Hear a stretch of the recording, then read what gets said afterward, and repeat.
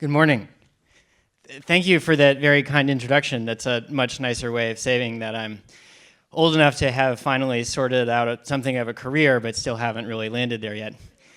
In any case, I am indeed Peter McCarthy, and I am a grad student here at the law school at Sciences Po, and I teach here, and I'm working on the relationship between law and what law can do for us once the climate gets a little bit scarier. More specifically geoengineering. And so I'd like to share some ideas about that, how geoengineering or climate engineering, climate intervention relates to the Paris Agreement this morning. So the climate changes in immeasurable ways, of course, but one way that we can all appreciate is temperature. After all, we experience temperature every day. We think about global warming. Warming means temperature, degrees of warming. And then, just getting dressed in the morning, am I going to be warm enough if I wear this jacket? Since I'm in France, I suppose the more relevant question is probably, am I wearing the right scarf for the day? Since we're in France, the question is really about whether the champagne is being served at the right temperature, and so on. But temperature is a funny thing, right? It can play tricks on you. So I do like to climb mountains in my free time, and sometimes not even, or extending beyond my free time. And in the mountains, the temperature is always playing tricks on you. It seems like half of the game sometimes is just managing your own temperature. If, say, when you're climbing, you get too warm on your way up, you get sweaty, you get wet, and then when you stop, that freezes, and then you get cold, really cold. And so you're standing there shivering like a popsicle wearing your expensive Italian mountain boots. But it can also be hard just to keep yourself warm when you're not wet. In fact, once you get cold, it feels like it takes 10 times as much energy to get yourself back to warm as it does to simply stay warm in the first place. You end in the same place, which is that you still feel like you overpaid for your really expensive Italian mountain boots. So I've been in 0 degrees Fahrenheit, roughly minus 18 degrees Celsius, but been standing around in a t-shirt in the sun, comfortable looking for my flip-flops and trying to get my tan on. Obviously, by tan, I mean total body protection, trying to prevent the inevitable searing sunburn. And here you can see some pictures of that from Denali in Alaska. I've also been in those temperature conditions, 0 Fahrenheit or roughly minus 18 degrees Celsius, but felt much warmer. No, much colder, sorry. So cold, in fact, that even with all of my layers on, a wool base layer, another wool base layer, a fleece, a light puffy jacket, a shell, a synthetic parka, and then a bigger down parka on top of that, I still felt cold to my core, all the way through my skin, to my muscles, and my bones, to the point that I felt impossibly, irrecoverably cold. Sometimes it feels like 2 degrees colder or 2 degrees warmer couldn't possibly make any difference because you're already so cold or so hot, but sometimes it feels like it will absolutely kill you. So the point I'm trying to make here is just that temperature is not always as simple as we think it might be. And I think that matters for the international effort to address climate change. 2 degrees, after all, is the goal of the Paris Agreement, this impressive, important, almost miraculous success of diplomacy and international cooperation to try to address climate change. In fact, when it comes to climate change, the Paris Agreement is basically the only show in town at the international stage. The formal goal is to hold the increase in global average temperature to well below 2 degrees Celsius and to pursue efforts to limit it warming to 1.5 degrees Celsius above pre-industrial levels. For better or for worse, the agreement states its goal in terms of degrees, rather than, say, atmospheric concentration of CO2 in parts per million, or in terms of some kind of timeline for reducing or abating or ending emissions. One of the consequences of picking temperature as the goal is that it obscures regional variations. Some places warm faster than others, some places in certain circumstances might get cooler. In France, for instance, in 2022 and 2023, according to Météo Bleu, the average temperature was 1.9 degrees Celsius warmer than pre-industrial average. Another consequence is that we lose some of the extremes. We don't have as great of a sense for when something is really hot, like a withering summer heat wave, or really cold, like the freak cold snap that happened here at the start of the winter. But the most important consequence, I think, comes from the fact that how we define the goal determines the kind of solutions that we look for.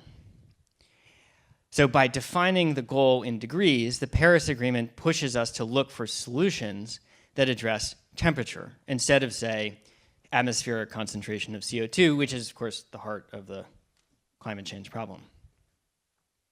So, okay, fair enough, temperature. But by temperature or any other measure, we're not on track to achieve that goal.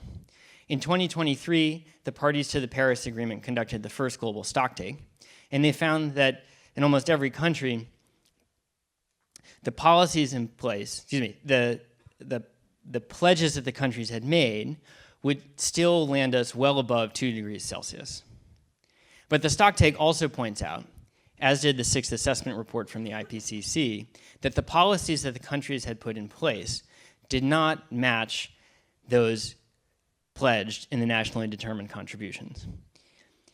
So the targets to which we have pledged ourselves are insufficient to reach the goal, and the efforts to realize our insufficient targets are in and of themselves insufficient.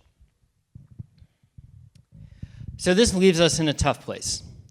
As climate change and global warming accelerate, the Paris Agreement, this important, miraculous feat of diplomacy and international cooperation on which we have hinged the future of humanity and the planet, looks, if not doomed, then very much in trouble. It's not clear what failure means in the context of the Paris Agreement. For starters, natural variability and messiness of the climate system might make it hard to know when we have crossed one of these thresholds.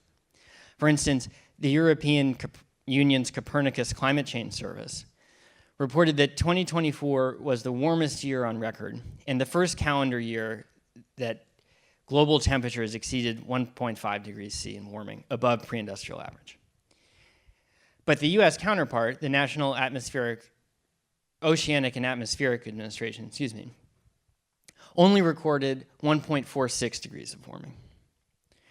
Of course, we know that the general temperature trend line goes up and to the right, but it's possible that interannual variations in temperature will obscure when we have reached any given threshold. The Paris Agreement itself says nothing about how we actually tell if we have crossed one of these thresholds. Not only that, but the agreement allows for the possibility that we could go above 1.5 or 2 degrees Celsius and then come back down below it. After all, the language just says holding the increase to a certain amount, which implies a level of steadiness that we've not yet achieved, but that maybe we could, even if we did overshoot these temperature targets. At some point, though, the agreement fails if we think collectively that it has failed.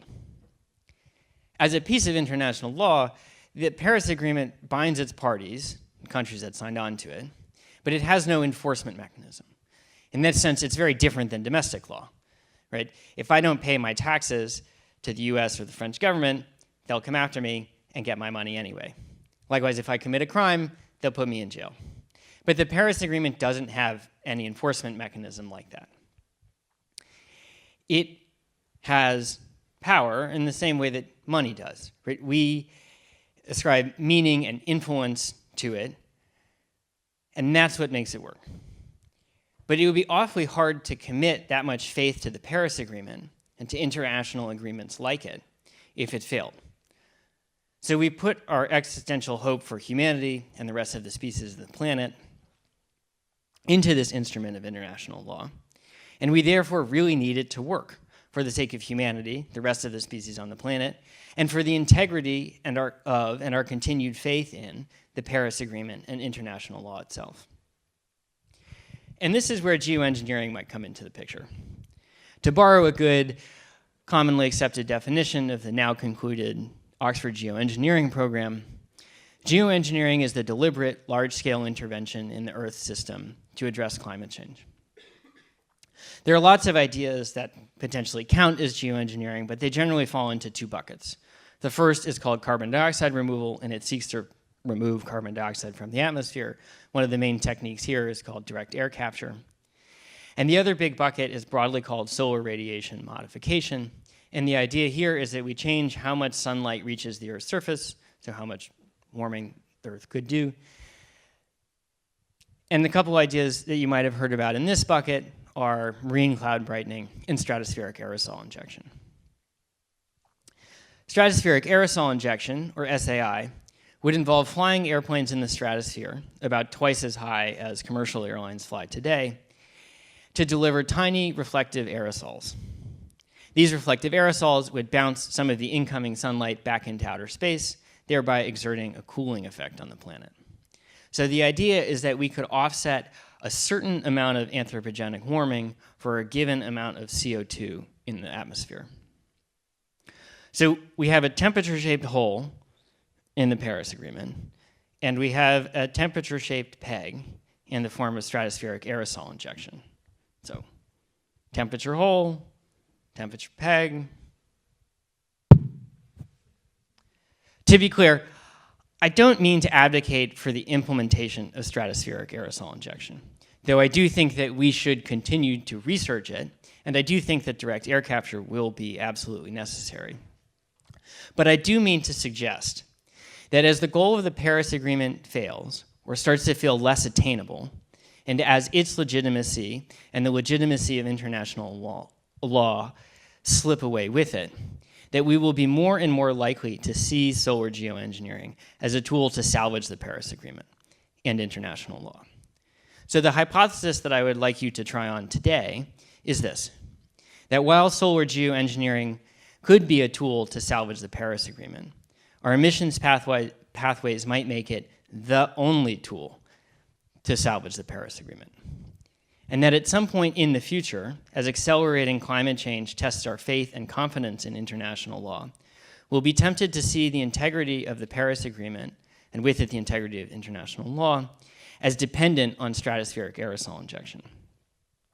And that we will come to see stratospheric aerosol injection not only as the saving grace of the Paris Agreement, but that we will see it as a legal necessity pursuant to the requirement that we hold warming to 2 degrees C. Of course, this is an incomplete representation of the Paris Agreement and of stratospheric aerosol injection.